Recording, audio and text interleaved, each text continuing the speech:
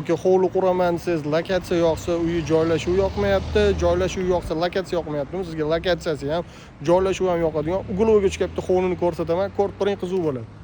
Ko'chalarni qarang, kengligini, ikkita mashina bemalol o'tadi, zaxvatlari bor.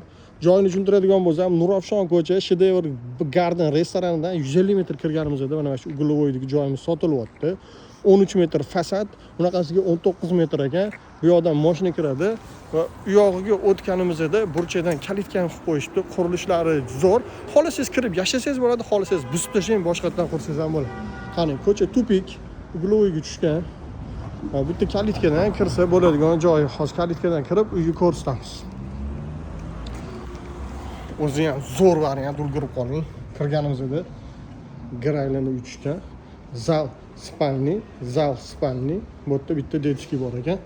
Qarang, bu yoqda bitta zal, bu yoqda spalni. Uylarni ko'rsatib o'tirmadim, remontlaricha abo'yla qilingan, shinam uy ekan. Shunaqa holatda.